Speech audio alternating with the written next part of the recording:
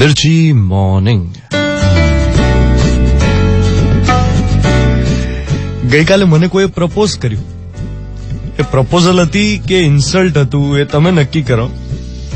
મને કે will you go on a date with me? જ્યારથી મેં તને જોયો છે ઊંઘ નથી આવતી. જો હું કવિ હોત તો તું જ મારી કવિતા હોત. જો હું સિંગર હોત તો તું જ મારું ગીત હોત.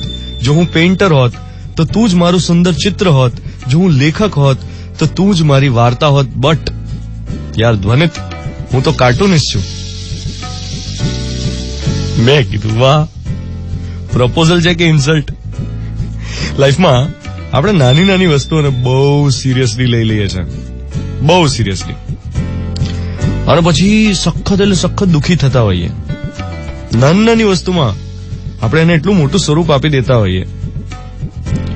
જે વસ્તુ હળવાશથી લેવાની હોય એને કોઈ જુદી જ દિશામાં લઈ જઈએ, એક્સ્ટ્રીમ પર. બહુ ઇમોશનલ થઈ જઈએ, ખોટું લગાડીએ, મન પર લઈ લઈએ, ઈગો હર્ટ થાય. અરે સાહેબ,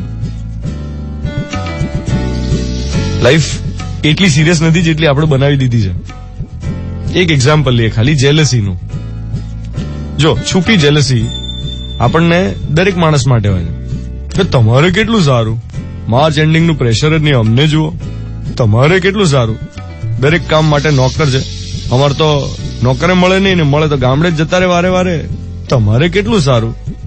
પોતાની ઓફિસ છે, જયારે રજા લેવી હોય લેવાય, જેટલું વેકેશન ભોગવવું હોય મળે, અમારે તો પરમિશન જ ના મળે, બોસ એવો મળ્યો છે, તમારે કેટલું સારું.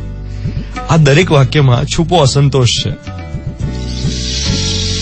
આજ તો નક્કી કરો દોસ્ત, એક તો લાઈફને એટલી સિરિયસલી નથી લેવી જેટલી આપણે લીધી છે, અને એક તો આ વાક્ય બોલવું નથી ને વિચારવું નથી કે તમારે કેટલું સારું. તમારે કેટલું સારું થી શરૂ થતું દરેક સેન્ટેન્સ શરૂ થાય ત્યાં જ અટકાવી દેવું. એનાથી ડિસસેટિસ્ફેક્શન ના થાય. કઈ બીજાના મહેલ જોઈને પોતાનું ઘર બાળવા જેવી મૂર્ખામી કોણ કરે?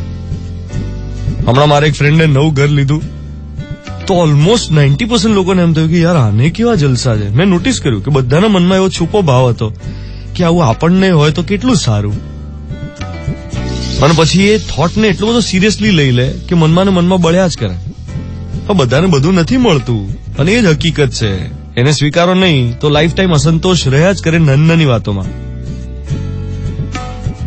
અને આપણને પાછું છે ને ઓબામાને જોઈને કે અંબાણીને જોઈને અસંતોષ નથી થતો, આપણા સરખે સરખાને જોઈને જ બળતા હોઈએ છે. યાર અદેખાઈ કરવી જોઈએ, જેલસી કરવી જોઈએ તો પેલા હિમાલય ચડનારા નહીં કરો, કોઈ સાગર ખેડૂ નહીં કરો, કોઈ સાયન્ટિસ્ટ નહીં કરો જેને ઇન્વેન્શન કર્યું છે. અને એમાંથી કદાચ તમને એમ થાય કે યાર આને કર્યું તો હું કેમ ના કરી શકું, તો બરાબર છે, તો એમાં મોટિવેશન મળે. બાકી અકળાયા કરવું, અસંતોષ રાખો, ખાલીપો ફીલ કરો, ડિસસેટિસ્ફાઈડ રહેવું અને નાની નાની વાતોમાં દુઃખી થવું, એનો શું મતલબ? 7:14 થઈ રહી છે. મિર્ચી 98.3, 29th March 2018, થર્સડે મોર્નિંગ.